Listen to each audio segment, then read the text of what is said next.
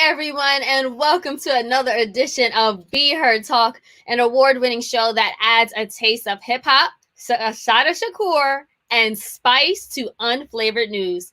Each Sunday, we discuss race, politics, and culture from an unapologetic perspective, and we give you the opportunity to be heard. So leave your comments on YouTube, Twitter, Facebook, LinkedIn, and we will incorporate them throughout this show. And I know you guys are heated because the comments started last night. So we got a lot to talk about.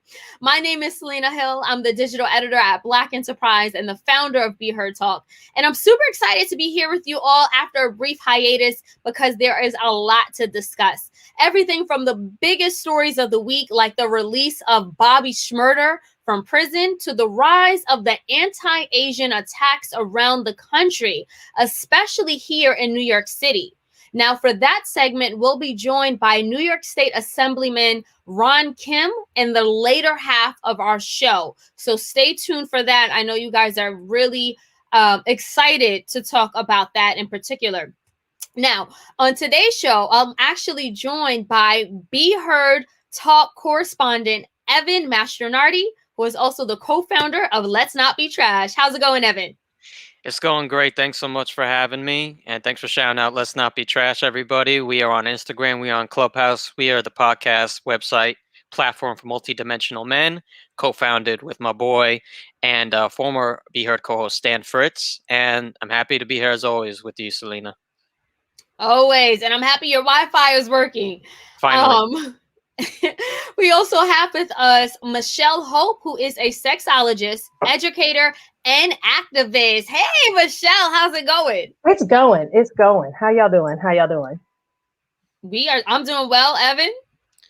I'm doing well now that my Wi-Fi well in the Bronx. So I mean, you was out there doing it a little shoddy style, sir. I was remixing my own internet connection, but that's okay. Speaking of remix, let's actually kick things off with the news roundup again. That wasn't intentional.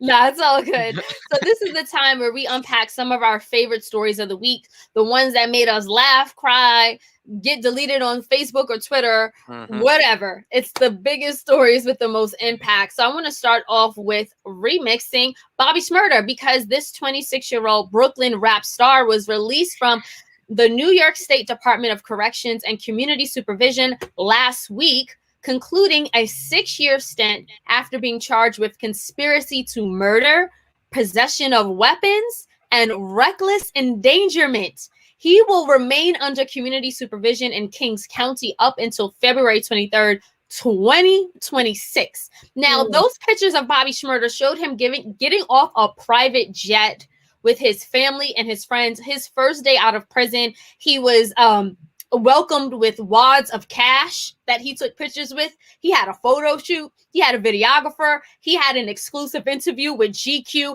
I don't get that type of love on a regular Tuesday. I mean, Bobby comes out of jail and it's just celebrate. I mean, obviously there's a lot to celebrate. Evan, I'll throw it to you first.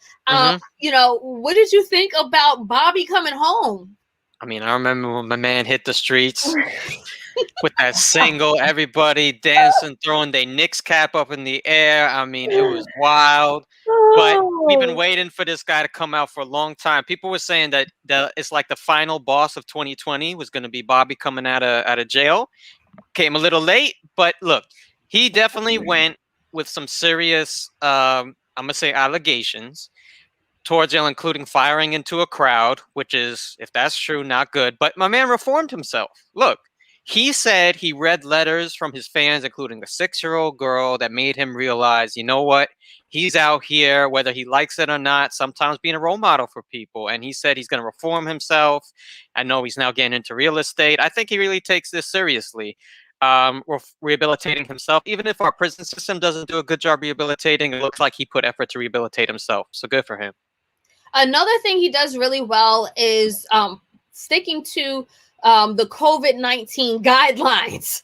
There was reports saying that he's been really stringent about that. Michelle, I want to get your thoughts because, you know, this is a 26-year-old who just spent 6 years in prison. He was actually in prison at the start of his career back in 2014. What do you have to say about this? Well, I think, when people go into a space like that, oftentimes what happens is they're cut off from friends, they're cut off from family, they're cut off from the outside world. So I'm really excited to see that he's able to re-enter into his community with so much love. I think all people deserve that type of re-entry welcome. Now, I don't want to spill no tea and talk about the ladies they had for Bobby, but we can go on that. That's a whole other conversation. Nevertheless, I am really happy to see that he was able to get the support and the love and the welcoming back home, because a lot of people don't see that. They see a trash bag and a gray sweatsuit Hmm. and a bus ticket. So I'm very, Right. very thrilled about that. And I hope that he can stay on this path Hmm. of positivity. And I think we're in a different time. Like, let's face it, we didn't upgrade. I think in a lot of ways, we've upgraded the game. We've upgraded what we want to see and what Black excellence is. After 2020, we all, I think, have elevated in different ways. He went to jail before Meek Mills and Jay-Z started their campaign, before we saw all these uprisings around racial justice issues. So I am really excited to see what he's able to do with his real estate license, and maybe he can continue to build a better tomorrow for Black people. You know, Hmm. Hmm. I'm still gonna get my Oh, dance on though. oh, of course, we are going to be doing a Bobby Shmurda dance I all am. throughout 2021. I Much am. luck to Bobby Shmurda and his, very promising career. Looking forward to seeing what he has to offer. And he also said that I want to be a role model. So, Bobby, here's your chance. Make amends and do it for the kids. Okay, so let's just switch gears a little bit. Another thing we definitely have to talk about is Governor Cuomo. Oh Now, Lord. Hmm. Governor Cuomo has been accused again of sexual harassment. So we know New York Governor Cuomo emerged as a national hero during the COVID-19 pandemic last year. But Yep. now he is in the midst of a national controversy after a political fallout over mishandling nursing homes within the state during the pandemic. Following that firestorm, multiple women are accusing Cuomo of sexual harassment. Now, the New York Times released a report yesterday revealing that a second former aide is accusing him of sexual harassment. The woman, who was 25 years old, said that when they were left alone in his office, Cuomo asked her questions about her sex life, whether she was monogamous in her relationships, and he asked her, "Have you ever been with an older man?" Now, her account follows another detailed accusation published again in multiple reports from Lindsay Boylan, a former state economic development official, who said Cuomo harassed her on several occasions from 2016 to 2018, and at one point giving her an unsolicited kiss on her lips. Ew. Ill is right. Now, a number of celebrities like Ashley Judd and Eva Longoria have turned on the governor, as their Time's Up Foundation is calling for an harassment probe. Mind you, as Ashley Judd in 2019 hailed Cuomo for signing an anti-harassment law, while Eva Longoria was praising him all throughout 2020 for the way he handled COVID. Michelle, I want to throw this to you. Are New Yorkers rushing to judgment? And I ask that because Cuomo put out a statement saying he never made advances towards the second aid, and he's asking New Yorkers to please wait for the findings. He's calling for an independent review, and he's saying please wait for the findings before making any judgments. Okay, so I want to be very, very clear, and let's talk about what the definition of sexual harassment is. According to RAINN, sexual harassment includes unwelcome sexual advances, requests for sexual favors, and other verbal or physical harassment of a sexual nature in the workplace, learning environment. Okay, and that is according to the Equal Employment Opportunity Commission. So, him asking, I'm just going to put it out there. Him asking about someone's sex life. No one at your job Hmm. would ask you about your sex life. So That's would right. that fall under the guides? What does sexual harassment look like? I mean, it's somebody asking you any kind of question like about your sex life. So I don't know what the nature of that conversation was. I was not in the room. I do think we need an independent investigation. And I do think that we, as the community, we should keep our eyes on it, but we should not jump to conclusions. Agreed. So we are getting a lot of comments coming in from Facebook, Twitter, YouTube. Keep the comments coming. And thank you for that breakdown of sexual harassment. So I did want to read this comment from Weston Lawson from Facebook. Says, calling Cuomo a hero means for sure that this is fake news. They are preparing to get rid of him according to their schedule so he can go to Ascension, a place where fake news, Edomite liars cannot go. I guess we have some supporters in the comment. Evan, I want to throw it to you. Is this fake news or should women deserve to be believed? Go ahead. I believe both those women. I think that Cuomo has already shown a pattern of harassment and abuse, and the benefit of belief absolutely goes with them. You can't have the most openly kept quote unquote secret in New York is that Cuomo in some way, in his office in some way, is an abuser through harassment, through calling, nasty voicemails. It's been on. Anyone who's had any sort of proximity political scene has seen that. So if that's your background and you do nothing to check it, and then on top of that, you get 2 allegations, you think these women are doing these allegations for fun? This isn't fun. They're going to get death threats probably. Right. So, no, I think that Cuomo probably believes in his heart. This goes to what Michelle said, that he didn't harass anyone because he didn't. It's kind of like when Clinton didn't believe he had sex because he doesn't consider oral sex sex. Men can easily tell themselves lies if they don't understand the capacity of what they're being charged with. He doesn't understand or refuses to accept what he did was harassment, probably because him and 1,000 other men in New York State politics do this all the time. So if they had to actually call this harassment, a lot of people are guilty. Yes. I go ahead, Selena. We are getting some comments. So Michael R. Hassler in the comments via LinkedIn says, I believe. So shout out to Michael. But there was another comment from a woman named Alina that I wanted to go to who disagreed. Do we have that comment? Okay, we're pulling it up now. Well, while we wait for that comment, I just want to hop in and I want to kind of think about the power structure and patriarchy in places like politics, right? Oftentimes, it is men that are white men in very high positions that have been able for a long time to get away with kind of sleazy behavior. Somebody at your job asking you what your sex life is like, or if you've been with older women, it's borderline, it's sleazy, right? Does it go as far as to be able to be a claim of harassment? Who knows what the court will decide when you're a high-powered politician, all right?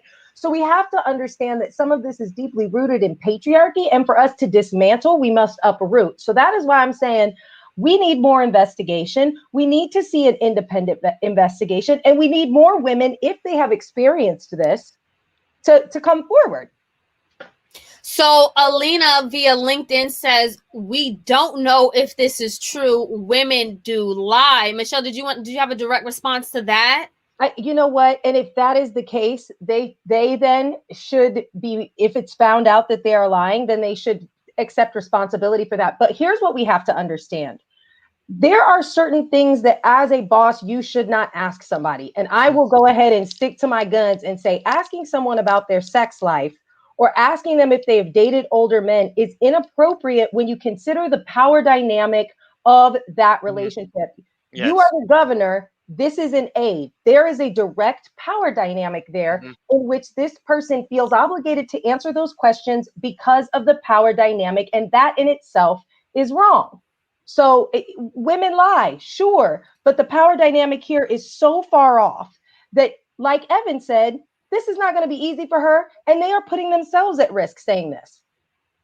Evan, I do, before we move on, Evan, I do want to get your last words on this topic. And also, how do you think these allegations are going to affect Governor Cuomo's reputation and his legacy? Again, he was hailed as a national hero just a few short months ago. Oh, that was premature anyway. But the percentage of false rape allegations are somewhere between 4 and 8%, depending where you look. And that is of one of the most underreported types of crime, sexual harassment. Yep. Do women lie? Sure, but we can find exceptions in anything. Why would I at all put the benefit to him than two people who are saying that they're risking their career, saying he said these things. On top of that, we have someone later who's going to talk about an abusive call that was made to him. This is a pattern of behavior. All the evidence says that this is in line with Governor Cuomo's behavior. And regarding him being a national hero, in comparison on COVID, sure. In comparison to the most inept racist president we ever had, yeah, but that's a low bar. I'm glad he was better than that, but he's not a national hero if he's an abuser and he doesn't even want to reform himself or his office. Well, point well taken there and well said. I do want to switch gears to talk about the fact that the House passed Biden's $1.9 trillion stimulus package on Saturday. Now, under this plan, individuals earning less than $75,000 would receive $1,400, and married couples earning less than $150,000 would receive $2,800. So more money coming in the mail. The House would also increase hourly minimum wage to $15, up from the current level of $7.25. About $50 billion will fund coronavirus testing and contact tracing. Another $19 billion will go to increase the size of the public health workforce, and another $16 billion would fund vaccine distribution and supply chain. Michelle, is this bill, this stimulus package, which the House passed, is it something that you're standing behind? Does it go far enough? You know what? I am going to stand behind it. Although I think when you do the math on like $15 an hour as minimum wage, while that is a great increase, we still have to do better because the cost of living is so high. I'll say that too. You know, I was looking at Twitter. I saw a lot of people, a lot of Republicans giving backlash, talking about the international aid that is rolled into this package. And I just want to remind people that if we do not help fight COVID here and abroad, COVID will never go away. So I think it's really important for us to uptick our international aid, especially after our last president who really stripped a lot of that away. And I think I'm standing behind it. I'm standing behind it. I think it's a great start to Biden's presidential presidential career. You support the stimulus package that was passed, and do you think it will pass in the Senate? I think that it's a step in the right direction. I think, yeah, if you add the 600 plus the 1,400, sure, you get 2,000. That's a start, but he did say he's going to look for more. I mean, there's incentives for people who have children. This increases with the decrease of income, so under $75,000 annual, $150,000 for a couple gets that full amount. I think that's good. I also want to point out that the $15 minimum wage, yes, a user just commented, is being taken out. And that's because the Senate parliamentarian, a position I just learned of, like, I don't know, 72 hours ago, decided that you can't include something that has that much substantial impact to the budget, I believe is the rule, in the same bill. So the $15 minimum wage should be passed, but it will not be included. And I hope that happens in a separate bill. But I completely agree with Michelle. This is an international problem. It will continue to affect everyone until it is completely attacked internationally, and it is a step in the right direction. Michelle, I know you wanted to give some comments, and shout out to everyone who is also leaving comments as we speak. Go ahead, Michelle. Yeah, internationally, we've seen much better stimulus packages for individuals who are just trying to stay afloat. Now, I love getting money, and I think these stimulus packages are great. I would like to see the minimum wage raised. I think that's really, really important. But most importantly, we need to find a way to relieve student debt. They have said that would be the best way to jumpstart the economy. And as somebody who went to grad school and has over $100,000 in student debt, $10,000 is a drop in the bucket, people. Okay. So it's keeping people from being able to buy homes. It's keeping people from being able to have any kind of decent credit. So while this 1.9 trillion is a good start, it is not enough for what we need to rebuild America economically after the last 4 years and the president we just had. Well, I agree there. And we're also getting a lot of people who agree. I know Sharon Scotton via Facebook left a comment. She says, it ain't done yet. There will be an uphill battle in the U.S. Senate, especially with 2 Democratic senators pledged to vote no. So that is true. It is definitely going to be an uphill battle. But if we got through Trump, we can get through this.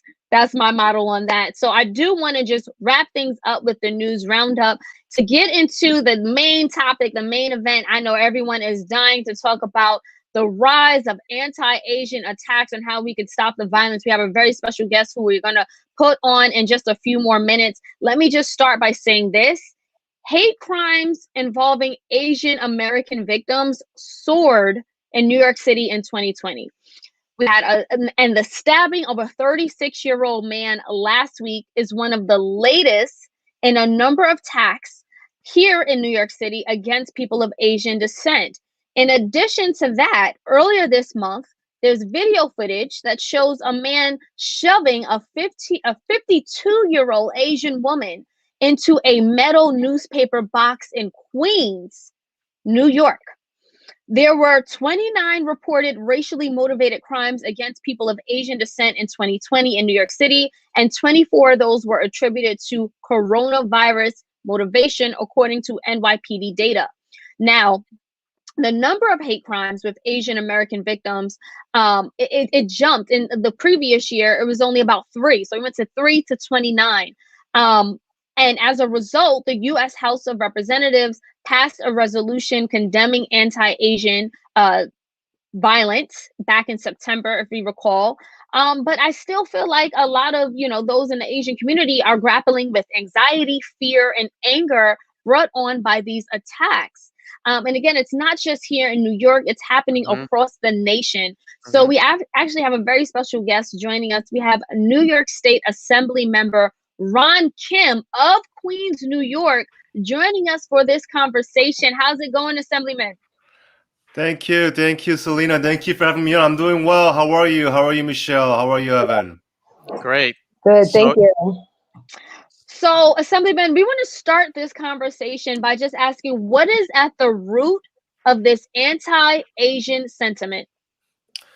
Well, I think everyone is talking about the rhetoric that came out of Trump's mouth for the last 2 years, especially during the pandemic, vilifying and demonizing the Chinese and Chinese Americans that led to people pinpointing all their anger at Asian Americans. But I think the harder discussion that we have to really confront is, what did our social conditions look like even before Trump opened his mouth? Before the pandemic, most people don't understand. New York, this country, we were already, 80% of us were already living paycheck to paycheck. New York State, the wealthiest state, a $1.8 trillion economy, the richest state in the nation, the 10th wealthiest in the entire world compared to other countries, richer than Finland, richer than Canada. We have the worst social upward mobility. We rank last in the world. So these are the conditions that people are already suffering in. So whether it was Trump, whether it was somebody else, anyone could have come in and just pulled that trigger and said, you know what? It's the Mexicans, it's the Asians, it's this and that. And then all of a sudden, all of people's anxiety, anger, frustration, now we're being pitted against each other. We've seen this play out a number of times in our recent history. So we need to recognize our history. We need to recognize that we shouldn't be pitted against each other. This is a time to really practice radical solidarity and love and understand the bigger picture, so we can get out of this as one community. Assemblyman, so we are getting a lot of comments. Stephen Cruson via Facebook says, who is doing the majority of the attacks in California and New York? It's not just white people. Assemblyman, do we have data on who is doing these attacks? Listen, I haven't looked at the exact the racial dynamic, but when you see TV, when you see people getting attacked, it's easy to to vilify young black and brown men in that moment. And the knee-jerk reaction, this is where it gets dangerous. Knee-jerk reaction is to say, let's get more policing. right? Let's get Mhm. more people to come into our community. That's happening right now. So right now this is a very important conversation, and that's why I joined. That's why I wanted to join and have this Thank talk you. with you, because that is not the answer. We've seen it before after 9/11. We said, oh, let's bring up all the police, and then what in the war on terror, we didn't catch any terrorists, but what we did? We harassed the Muslim community for 10 years. We increased NYPD budget by 50%. Our population didn't increase by 50%, but their budget increased. We got surveillance in every single block now. Wherever we go, they're watching us. That's what happened after 9/11. So we have to be very, very careful. Yes, when we call 911, yes, we want the police to come and help us. But are they going to address the violence and hatred? No, they're not going to resolve the violence and hatred. That takes community. That takes us investing into our people. That takes us practicing radical love and saying to the young man, going back to the young man who might have attacked an older adult and connecting the dots. What is the social condition that led to that person in that moment? And that is a very difficult conversation for lawmakers, people like me, because we dropped the ball on that young man. We didn't invest in housing. We didn't invest in schooling. We didn't invest in free health care for their family. That's how that young man became violent in that moment. But the moment we reduce it to individual violence for him and for Trump, then politicians absolve ourselves of any responsibility. And send that the needs police, to stop. and that's it. So I definitely want to get Evan and Michelle's voice into the conversation. I want to get your reaction, Evan, and also, not only reaction to what the Assemblyman is saying, but this rise in anti-Asian hate. Yeah, first of all, thank you so much, Assemblyman Kim. You are truly a hero of this state for everything you've done on this, and also the issue we'll get to later about standing up to power. So really, thank you for being here. The other thing to add of where we failed is addressing the roots of white supremacy, because the things that Assemblyman Kim, those powers that be that pit different ethnic groups against each other, that's white supremacy. That's the foundation of this. And we have done a horrible job in this country addressing those roots. So whether or not the attacker of an Asian person is white or a person of color, first of all, the recipient of that act, it's still harm. It still hurts. It's not any more or less harm or hurt if it's a person of color or it's a white person. They're still harmed because of who they are, because of their being and their humanity. And the other thing that internalized through all that is white supremacy wanting groups to. The biggest enemy to white supremacy are coalitions. Are groups working together to fight it. So white supremacy loves seeing different groups harming each other because it makes that discord greater and it makes white supremacy's power greater. So I want to get to that. Thank you. Yeah, and Michelle, your thoughts as well. Well, I think there's a couple things here. One, we have to remember that there aren't different races, right? Speaking to what Evan says is that, there's the white supremacy has divided us in a way to believe there's one race. It's the human race. So when one person is hurt, we are all hurt. Furthermore, I think there is, we have done a disservice in the space of education. The space of education that doesn't teach proper Black history also doesn't teach proper Asian history. And sometimes what happens and what we see is we lump all Asians together and they are a diaspora, just like Black people are a diaspora. And I think that if we started to celebrate all of these beautiful cultures in our schools, in our communities, we can build coalition because we'll find the things that we have in common. We'll understand our past struggles. And if we can understand our past struggles, we can unite to bridge towards a better tomorrow and a stronger community together. So I think really we have to identify that these attacks, and it's also a lack of education around how COVID got here and not blaming. It's like we're dirty. We're in New York.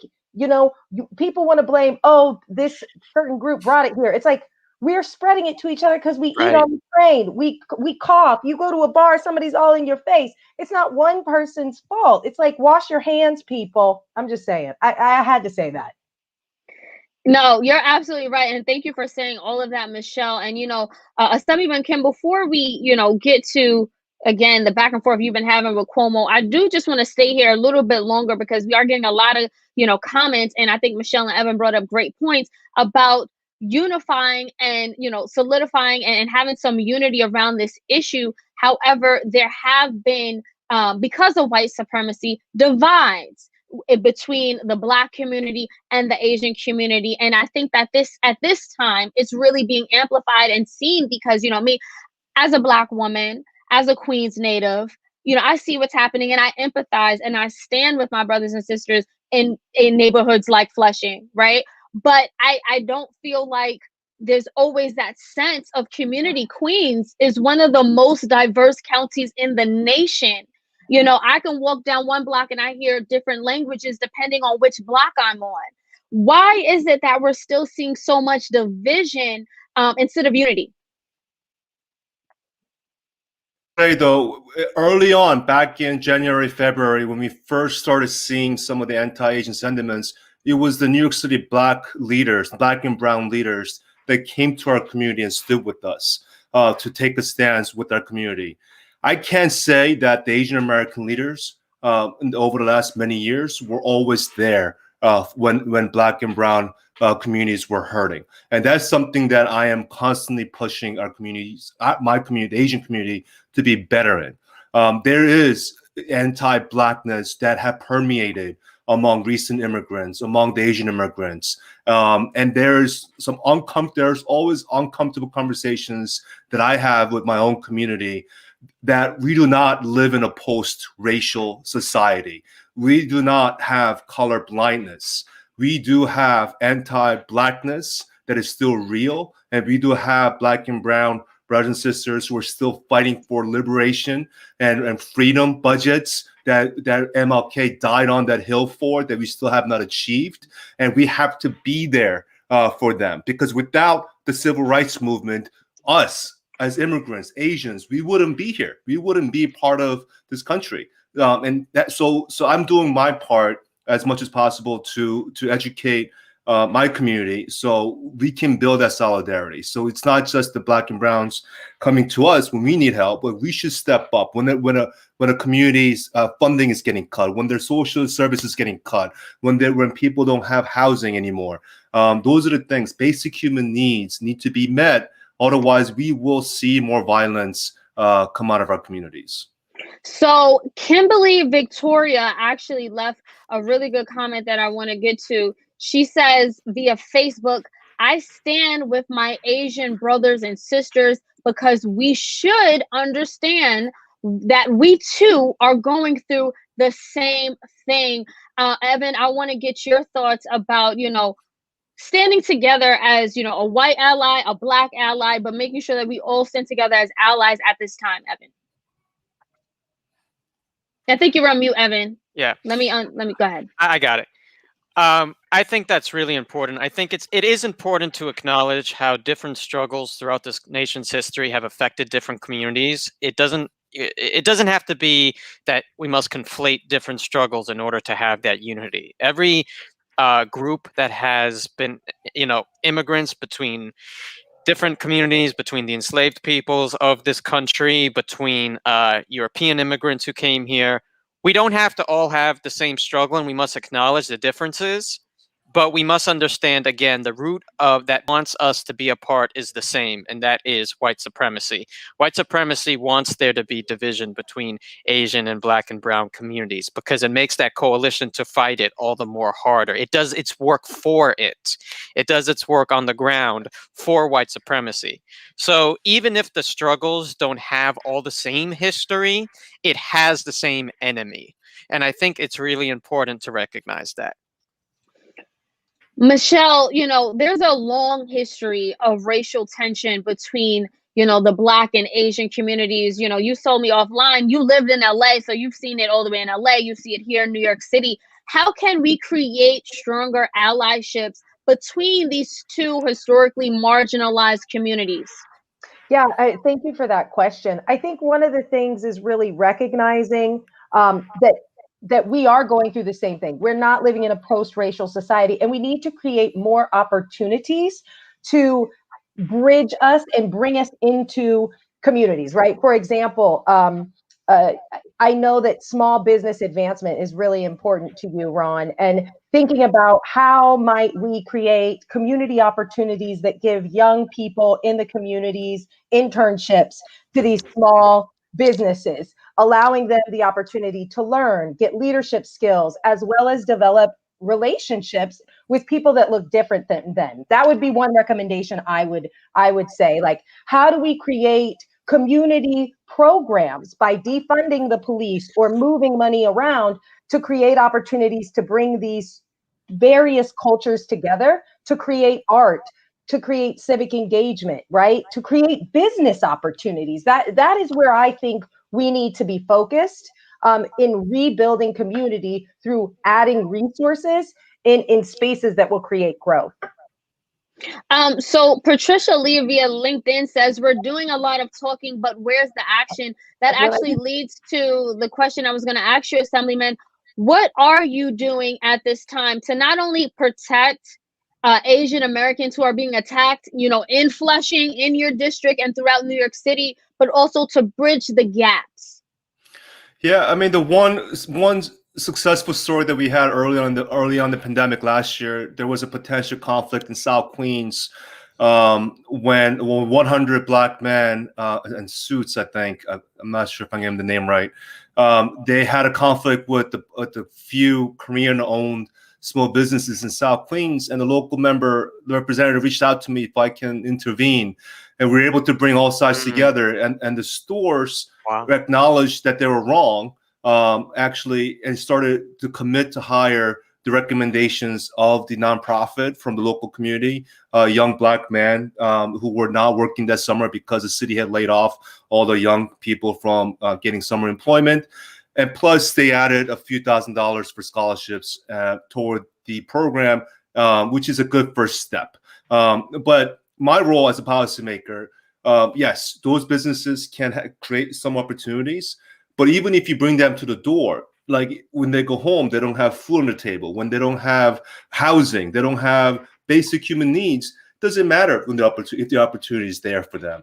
We need to make sure the social conditions around them improve as well. That's the role of policymakers, but the small business owners also have their role as well. So we're making small steps, small progress, and bridging that gap. But there's a lot to be done, around that kind of collaborative effort. And I hope that in the future we can also focus on how do we create, community-led, worker-owned small businesses. I know the nail salon issue was a big issue 2 years ago in Brooklyn when a Chinese nail salon owner was caught, or the workers were caught hitting the customer with broomsticks over $15, and that video went viral. And the community came out and shut down that store. And I was on the ground in Brooklyn and trying to de-escalate and figure out how to move forward. And part of the idea in terms of solutions was now that there's an opportunity, there's a gap here. Can we raise money to create some sort of a worker-owned, community-owned nail salon that's completely financed and owned by the workers in the community? So these are the type of creative ideas that can really empower, I believe, and Asian Americans can lend that support to help the Black and Brown communities and our brothers and sisters who have been left out of that pipeline of entrepreneurship, of being small business owners, and and having upward mobility. And that's how we create long-term solidarity between the communities. Assemblyman, I'm so happy that you brought up that issue that happened in 2018 in the Brooklyn nail salon, because we had an in-depth discussion here on Be Heard with Kathy Dang, who was former executive director of CAAAV at the time. And we spoke about the underlying tensions between these two communities, because we are in very close proximity, but because of white supremacy, we often feel like we're being pitted against each other. So it is time for us to talk about it, to have these conversations on different platforms, to make sure we're not speaking in silos. Like, I know when I'm with my community, we talk about these things all the time, but how often are we having these conversations with our other people? And that's why we're doing this here on Be Heard Talk. I do want to go to Karen O'Neill's comment. It's a long one, but I think it's a good one. She says, via Facebook. I think the crime in the Asian community increased because of COVID-19, the hard times, financially hard times that came from COVID. It is why it increased. I don't believe Blacks are attacking Asians because they think that they brought COVID-19 here. A lot of Blacks feel like Asians are easy prey. Okay, I'm gonna have to leave it there because it's a little difficult to understand. But I do think it touches on the larger issues that we're talking about here. Before we switch gears, I do want to just throw it over to Michelle and Evan before we sort of, move this conversation along for more thoughts on it. Final thoughts. I think my final thought is really going back to building community opportunity to make money, and a community owned business together is very important. And I love the idea of restorative justice. We have to bring our communities together and have these conversations and talk about what is coming up for us. In addition to that, I think that people's tensions have gotten so high. They've been out of work, and they do see Asian Americans as an easier target. Additionally, and I will say this, I feel like there is some underlying struggle from Black communities, because when I posted this, I got a lot of comments about it, that they feel like Asians have had it much easier here in the United States, especially when it comes to the type of police brutality that African Americans are experiencing. So they feel like, and these are just comments that I received, that there is added layers, like there's layers and levels to this, to where they'll look at the other community and say, oh, they have it so much easier, when they just don't know, because there is a lack of understanding, a lack of education, and we need to just bring us together and just have real conversations so we can understand better. Yeah, I mean, I gotta say, Michelle, that's a very good point, and I think it's a complicated issue. And part of it is also Asian American elitism that invisibilizes our own poverty. Yes. And because we also have people who are harassed all the time by the police. For example, we have migrant sex workers in my district. And 2 years ago, one of them, Yang Song, who I stood up for, was raped by a vice undercover police officer, was harassed for months, and she eventually died running away from a targeted raid of a balcony. Yep. The first group of activists that showed up for us, Black Lives Matter, was there on the ground with our community, saying this is exactly why we don't need more policing in our communities. But did our community, our own community, show up? No, they looked the other way. They called her a prostitute that deserved to die, a spat on the sidewalk. Somebody actually posted that, a real estate landlord of Asian descent. So sometimes we are our own worst enemy, invisibilizing our own poverty. So when other Black and Brown communities look at our community, they don't have poverty. They don't have any problems. Every Asian must have went to Harvard and must live on Fifth Avenue. They're doing so well. That ain't the case. Statistically, 1 out of 4, we suffer from the worst poverty of all racial groups. Most people don't know that, but that's the truth. But most people can't accept that because we're either it's not real, or we're either foreigners. We're just tourists not living here. That's how we're perceived. So in my role, when I have a soapbox, I try to tell the truth about our struggles too, so we can actually build better allies with other communities going through the same problems. Yeah. And then Evan, you talked about this too, the model, the myth of the model minority. Right. Can you talk about that a little bit? That, white supremacy loves exceptions, because creating exceptions allows it to trivialize its own damage. So creating this idea of a model minority and assigning it frequently to Asians and sometimes also to Jews, it allows it to minimize the damage it's done and to pit different groups against each other. So it is perhaps true, as Assemblyman Kim said, that the proximity to whiteness for some Asian people has created this elitism, but the Asians didn't create that elitism, and they didn't create that proximity. White supremacy and white structures did, to create, this idea of a hierarchy between ethnic groups that will allow them to fight each other for different spaces there. But regardless, the creator of that and the one that's at the top is exactly the same. And the other thing I want to say is it's very important we talk about these tensions. You know, from Latasha Harlan's in LA to today, they absolutely exist. But I don't want there to be any group that feels like it must fight for its humanity. Its humanity is there. It's every group's humanity is justified, and nothing needs to be solved today for that group's humanity to be respected and protected. Cynthia Patterson left a comment via LinkedIn that I want to get to. She says, so disheartening and true. Classism and elitism within our Asian community is real. Thank you for leaving that comment, Cynthia. Assemblyman, we do want to just give you some final words before we switch gears, because we know you've been leading the charge against Governor Cuomo, and we definitely want to bring that up. Yeah.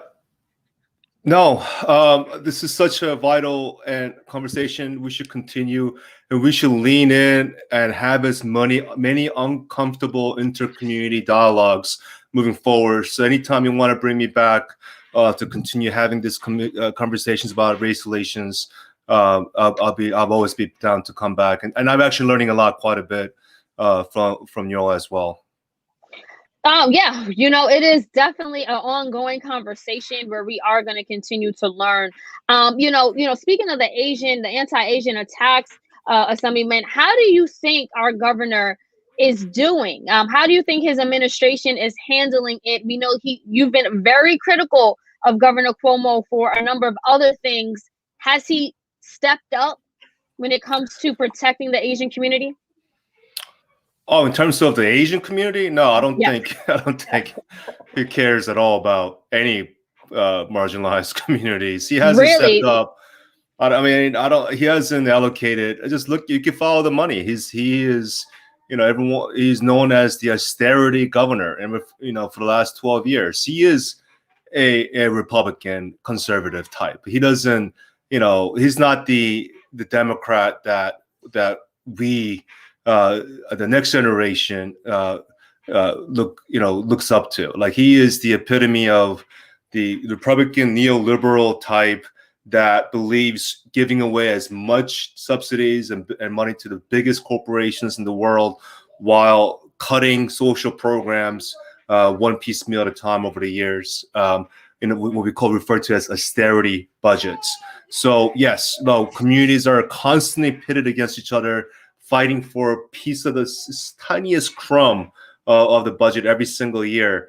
And that's why when we faced the pandemic, we didn't have enough. He already cut the hospital beds by 30-40% over the last 6-7 years. He cut Medicaid in last year's budget in the middle of the pandemic by 20%. He cut home care services in the budget last year, which is something he continuously did. So that's why he created his own worst problem. But then in the middle of the pandemic, he continued to only listen to his top donors, the healthcare lobbyists, who've given him millions of dollars to write policies that ended up, in my opinion, with more unnecessary deaths in our most vulnerable populations, our older adults, disabled populations in nursing homes. I'm glad that you brought up the nursing home scandal, Assemblyman, because you have been one of the loudest critics calling for Governor Cuomo to actually resign over the nursing home scandal. I believe you lost a family member to COVID yourself. Can you talk about why you think it's time for Governor Cuomo to leave office? And also, to juxtapose your argument, he's been hailed as a national hero, across the country. So it's like, I understand the controversy going on now, but to a lot of others, he's been doing a good job. Yeah, this was a tough fight for me. Last year I had a re-election, and the governor was polling at 70, 80, 90%, and every campaign consultant was, don't criticize the governor, don't go after him, you're going to lose your race. But I saw the truth since last year. I saw what was going on the ground. I saw the cover-ups happening already in these facilities to protect the governor. And I said, it's not. I don't care about ruining the re-election. I'm here to protect my constituents. People are dying left and right, and I'm seeing the truth. And I'm willing to lose everything to expose that truth. And I made that choice a long time ago. And when he made the decision to call me a few weeks ago to try to implicate me, to try to force me to issue a statement, to lie and cover up for his administration, I mean, there was no way. Like, my uncle died. 15,000 other people died because of his bad decisions. I represent so many nursing homes.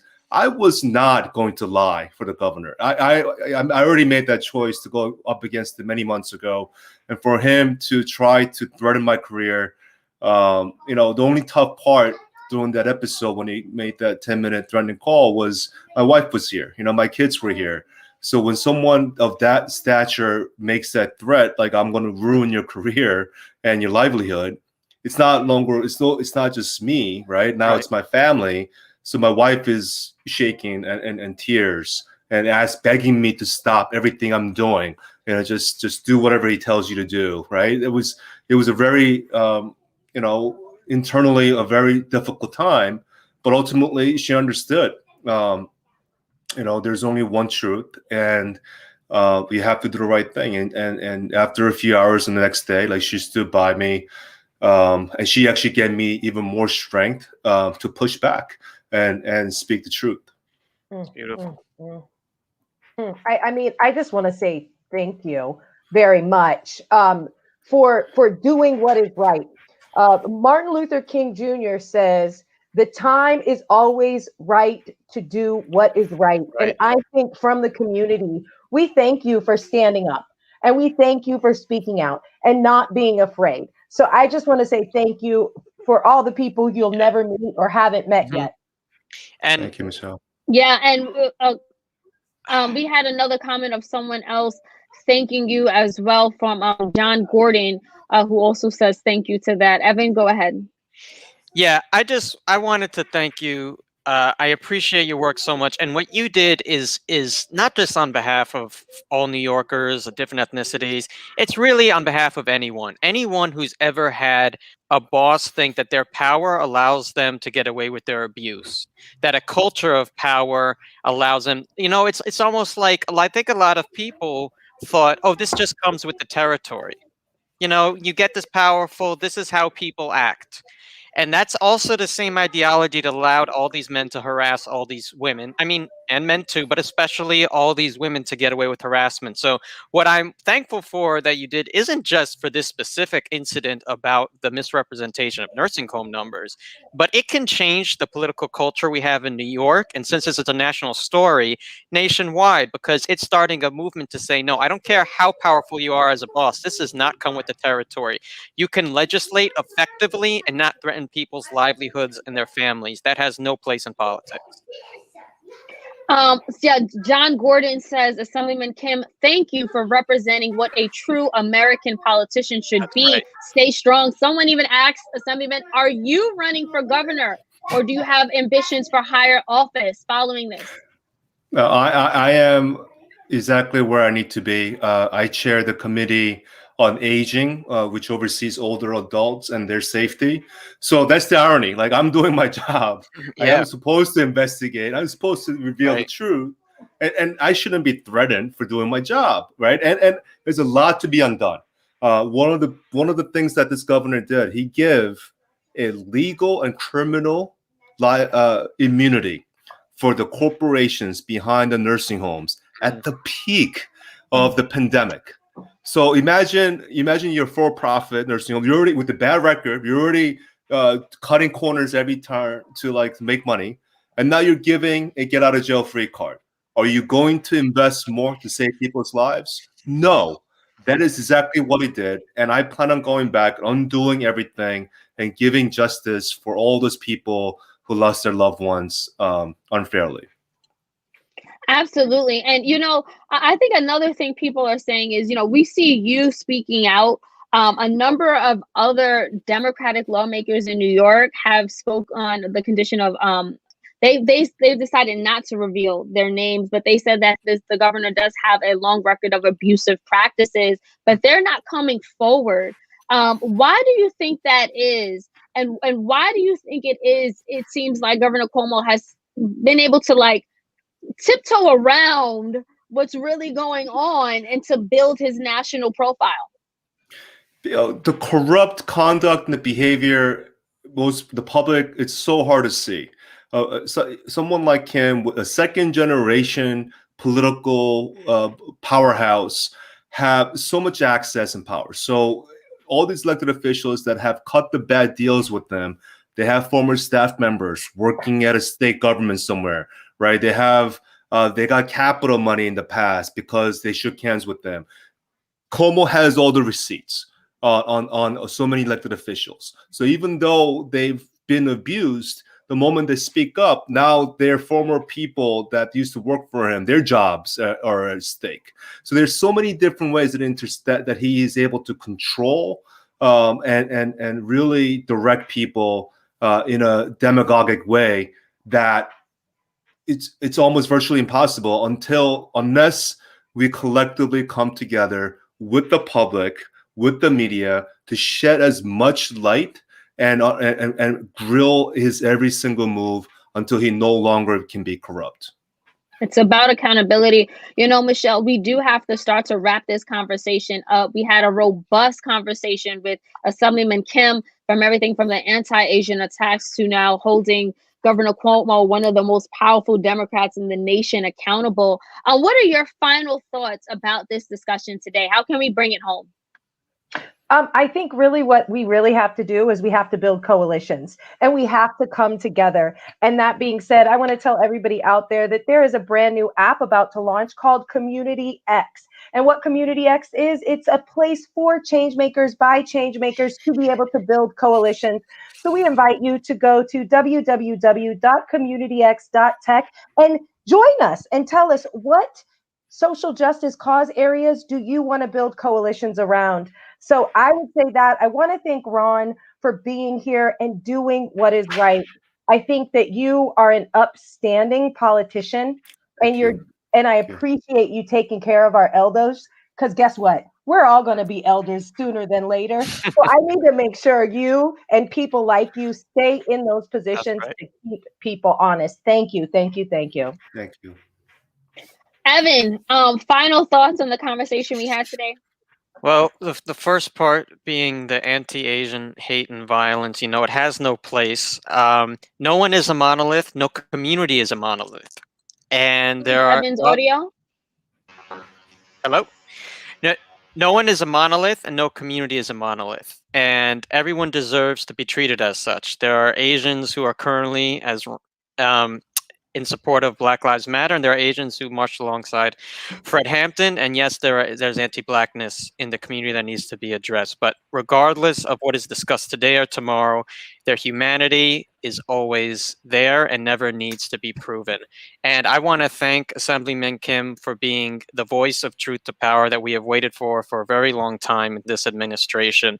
And frankly, it shouldn't have taken this long, because I think there were enablers for a very long time, and he had to put his own livelihood on the line to actually do that. And we should actually break these patterns and build not just coalitions of groups together to fight white supremacy, but coalitions within the legislature to fight abuses of power at its first glance.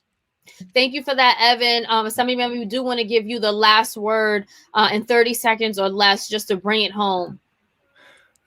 Thank you all so much. We still have a lot of work to do. Cuomo is not going to go away. He will try to hold on to his position as long as possible. So you're absolutely right. Coalition building inside, outside, everywhere is critically important. Now it's up to you, people listening in, to get mobilized, organized, and hold not only Cuomo, but all future people like Cuomo, Trump, and other authoritarian types accountable. That's how we create a true democracy, a co-equal government for the people. And I know that we'll get there very soon. Thank you all. Thank you so much. And I'll just end by saying, just to echo what the panel just said, it's right. We have to hold people accountable. But one of the first steps in accountability is having the conversation. And I want to just go back, because I saw all of the comments we got. There was a lot of backlash from the community, my community in particular, about having this conversation because of the underlying racial tensions that we have seen between the Black community and the Asian community. But if you want change, if you want progress, this is the way to do it. We need to have these conversations. We need to be educated. We need to educate others, and we need to self-educate and take accountability. And again, props to Assemblyman Ron Kim for, doing just that. He came on this show and had the conversation and is also doing the work. And just as he is holding Governor Cuomo accountable, we're going to hold him accountable because we elected him. And that's what I encourage everyone to do. Continue to educate, inform, and empower. And to do that, we have to hold our leaders accountable.